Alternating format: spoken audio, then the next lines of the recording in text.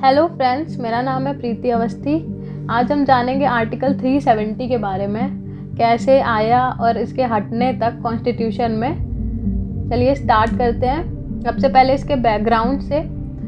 जैसा कि आपको पता होगा कि इंडियन कॉन्स्टिट्यूशन बहुत सारे कॉन्स्टिट्यूशन को मिला के बना हुआ है बहुत सारी जगह से, और बहुत ही यूनिक है क्योंकि डाइवर्सिटी है बहुत ज़्यादा इंडिया के अंदर, और हर स्टेट की अपनी अलग अलग डाइवर्सिटी है। लेकिन जम्मू एंड कश्मीर अपने आप में अलग है। अक्टूबर 17, 1949 में आर्टिकल 370 को डाला गया था कॉन्स्टिट्यूशन के अंदर, ऐड किया गया था, जो एक टेम्परेरी प्रोविज़न था, और उसमें ये लिखा हुआ था कि वो एग्जेम्प्ट करता है जम्मू एंड कश्मीर को और परमिट करता है ड्राफ्ट करने के लिए कॉन्स्टिट्यूशन, खुद का constitution, and restricting the Indian parliament legislative powers in the state. मतलब जो बाकी के लॉज बनते थे पूरे स्टेट्स के लिए इंडिया के, वो यहाँ पे नहीं फॉलो किए जाते थे। वो वहाँ के गवर्नमेंट पे होता था कि वो उनको ऐड करना चाहती है या नहीं करना चाहती है। फीचर्स क्या हैं आर्टिकल 370 के? Constituent assembly of Jammu and Kashmir was empowered to decide which articles of Indian constitution should apply to the state. जो कॉन्स्टिट्यूएंट असेंबली बनी थी जम्मू एंड कश्मीर की, वो डिसाइड करती थी कि कौन से वहाँ पे रूल्स अप्लाई होंगे और कौन से नहीं होंगे। और जम्मू एंड कश्मीर की जो कॉन्स्टिट्यूएंट असेंबली थी फिर वो डिसॉल्व हो गई थी जब स्टेट का कॉन्स्टिट्यूशन ड्राफ्ट हो चुका था। क्लॉज 3 आर्टिकल 370 का ये कहता है कि प्रेसिडेंट ऑफ इंडिया के पास ये पावर था पहले से, तब से है, कि वो अमेंड कर सकता है यहाँ के प्रोविजंस को और स्कोप्स को। Indian constitution dealt with special status, उसको एक स्पेशल स्टेटस मिला हुआ था जम्मू एंड कश्मीर को, और उसका एक खुद का नेशनल फ्लैग था। लेजिस्लेटिव असेंबली का वहाँ पे जो टर्म था वो 6 ईयर्स का था, जबकि इंडिया में बाकी स्टेट्स में 5 ईयर्स का है। पार्लियामेंट ऑफ इंडिया अपने लॉज बना सकती थी, और लेकिन उस जगह पे बहुत लिमिटेड एरियाज़ में ही उसके लॉज फॉलो होते थे। जम्मू कश्मीर में बाकी एरियाज़ में उसके सारे लॉज फॉलो होते थे। अगर कोई इंडियन वुमेन है, वो अगर मैरी करती है किसी इंडियन को अदर स्टेट के इंडिया के अंदर, तो उसकी सिटीज़नशिप जो है वो एंड हो जाती थी, क्योंकि जम्मू एंड कश्मीर के लोगों के पास 2 तरह की सिटीज़नशिप्स हैं, 2 डुअल सिटीज़नशिप्स होती हैं। और वहीं अगर एक वुमेन पाकिस्तानी मैन से शादी करती है तो उसकी सिटीज़नशिप बरकरार रहती थी। और आउटसाइडर कोई भी होता है जम्मू कश्मीर के बाहर का, वो किसी लैंड को वहाँ पे उसका ओनर नहीं बन सकता है, could not own a land.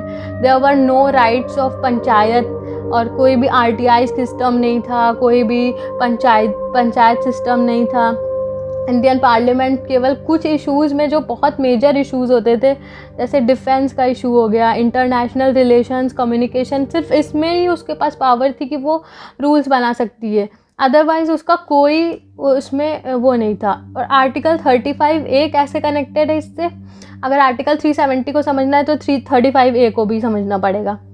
35A जो है वो एम्पावर करता है जम्मू एंड कश्मीर के लेजिस्लेशन को, क्योंकि वो डिफ़ाइन करता है ये परमानेंट रेसिडेंस को, कि वहाँ का परमानेंट रेसिडेंस कौन होगा और स्पेशल राइट्स और प्रिविलेजेस उनको क्या मिलेंगे जो परमानेंट रेसिडेंट होगा जम्मू एंड कश्मीर का। It was inserted through a presidential order 1954 में। And permanent resident is who, जो कि 10 ईयर्स से वहाँ पे रह रहा हो, उसके पास कोई इमूवेबल प्रॉपर्टी हो 10 ईयर्स तक, तब वो माना जाता है वहाँ का परमानेंट रेसिडेंट। अगर वो वहाँ का परमानेंट रेसिडेंट नहीं है तो इवन उसको ये राइट भी नहीं है कि वो वोट कर सके या वो कॉन्टेस्ट कर सके, कोई इलेक्शन में पार्ट ले सके। उसके पास बहुत सारी लिमिटेशंस उसको मिल जाती थी। अगर इतनी लिमिटेशंस होंगी तो कोई भी वहाँ पे स्टैंड नहीं कर पाएगा। प्रॉब्लम्स ऑफ आर्टिकल 370 क्या थी? सबसे पहले तो परमानेंट रेसिडेंट ही वहाँ पे लैंड ले सकता था, कोई भी प्रॉपर्टी खरीद सकता था, and citizens of other states भी को इसमें रिस्ट्रिक्शंस फॉलो करनी पड़ती थी। बहुत सारी रिस्ट्रिक्शंस थी उनके लिए। ये इजी नहीं था कि कोई भी बाहर से आके वहाँ पे कोई बिज़नेस कर सके या कोई भी लैंड खरीद सके, ये सब बहुत सारी रिस्ट्रिक्शंस होती थी। कोई भी मेडिकल फैसिलिटीज़ नहीं थी अच्छी, कोई भी प्राइवेट हॉस्पिटल नहीं था, कोई भी डॉक्टर या फिर कोई भी बिजनेसमैन वहाँ पे जाके वहाँ पे अपना बिजनेस इस्टेब्लिश करना क्यों जाएगा जब उसके ऊपर इतनी सारी रिस्ट्रिक्शंस लगेंगी। आउटसाइडर्स को ये अलाउ नहीं था कि वो कोई भी तरह का कंस्ट्रक्शन कर सकें जम्मू एंड कश्मीर के अंदर। सबसे ज़्यादा lack of basic modern facilities थी, हाई स्पीड इंटरनेट तक उनको नहीं प्रोवाइड होता था, जिसकी वजह से स्टूडेंट्स को इतनी ज़्यादा प्रॉब्लम्स होती थी हर तरह की। मॉडर्नाइजेशन नहीं हो पा रहा था इतना ज़्यादा। डेवलपमेंट एक तरह से कह सकते हैं कि जम्मू एंड कश्मीर का डेवलपमेंट बहुत लैक करता है बाकी स्टेट्स को अगर देखें तो। जम्मू भी बहुत ज़्यादा निगलेक्टेड है और एक पूरा इंटरनेशनल उसका इशू बन चुका है बहुत बड़ा। कोई भी इंडस्ट्रियल सेक्टर अवेलेबल नहीं था, करप्शन इसकी वजह से बढ़ता जा रहा है। स्पेशल स्टेटस जो मिला हुआ है जम्मू एंड कश्मीर को, उसके वजह से कंपटीशन नहीं है वहाँ पे। वहीं के लोकल लोग ज़्यादा प्रॉफिट कमाते हैं और बाहर के लोग वहाँ पे जाके इन्वेस्ट नहीं कर सकते हैं। लेस जीडीपी होती है जो कि लीड करती है कि लेस रेवेन्यू होगा, लेस इनकम होगी, तो ग्रोथ वहाँ की ऑटोमेटिकली कम हो जाएगी और जॉब्स नहीं होंगी, अनएम्प्लॉयमेंट होगी। तो one problem leads to the another problem. एक प्रॉब्लम की वजह से 10 प्रॉब्लम और खड़ी हो गई और डिसक्वालीफाइड करता है। ये बहुत बड़ा जेंडर बायस भी है ये आर्टिकल, क्योंकि ये जो प्रॉपर्टी देता भी है किसी वुमेन को तो वो अपने चिल्ड्रन को ट्रांसफ़र नहीं कर सकती, उस पर भी बहुत सारी रिस्ट्रिक्शंस लगी हुई हैं।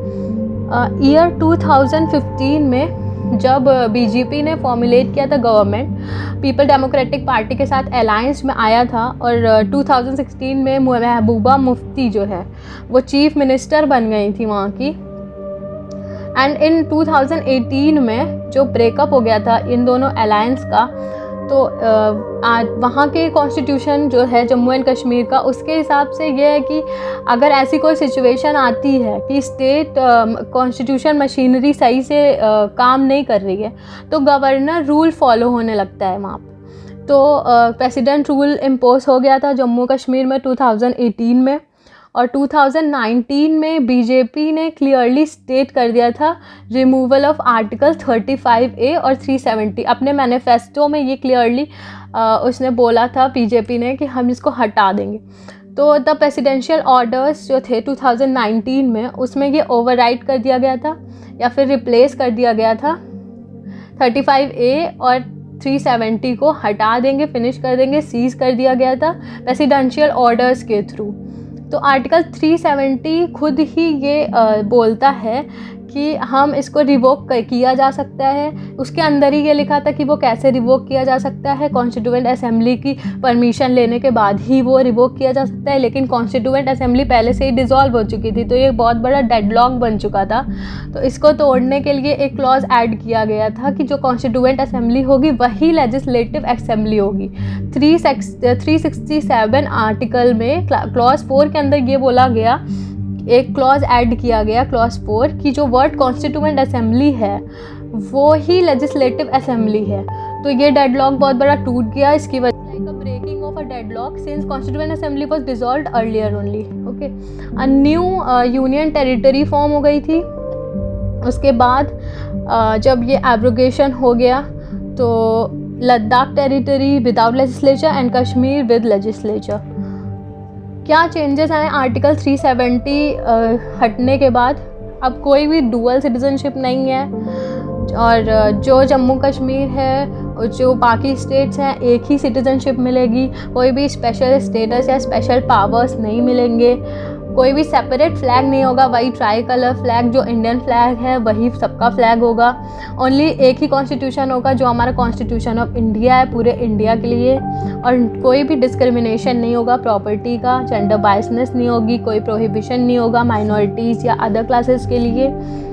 और out of the 354 state laws जो वहाँ पे थे पहले से, उसमें से 164 लॉज को रिपील कर दिया गया है, 138 लॉज को मॉडिफाइड कर दिया गया है, while 170 central laws have been made applicable, जो कि वहाँ पे एप्लीकेबल है। 262% इंक्रीज़ हुआ है माइनॉरिटी स्कॉलरशिप्स में। 5 कॉरपोरेशंस हैव सेटअप। वहाँ का डेवलपमेंट बढ़ रहा है धीरे धीरे। बहुत सारे चेंजेस आए हैं जो कि अपने स्पीच में अमित शाह ने भी हाईलाइट किए हैं।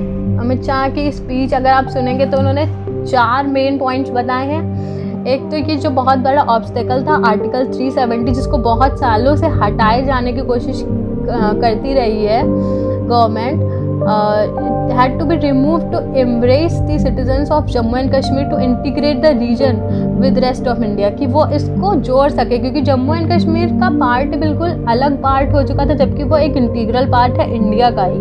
तो उसको इंटीग्रेट करने के लिए बाकी स्टेट्स के साथ ये कदम उठाया गया है। और आर्टिकल 370 बहुत बड़ा रूट था टेररिज्म का ही, जो पाकिस्तान एक्वायर करने की कोशिश करता है हमेशा कश्मीर को, जबकि कश्मीर एक इंटीग्रल पार्ट है इंडिया का ही। And it won't be turn out to be another Kosovo and full statehood will be restored.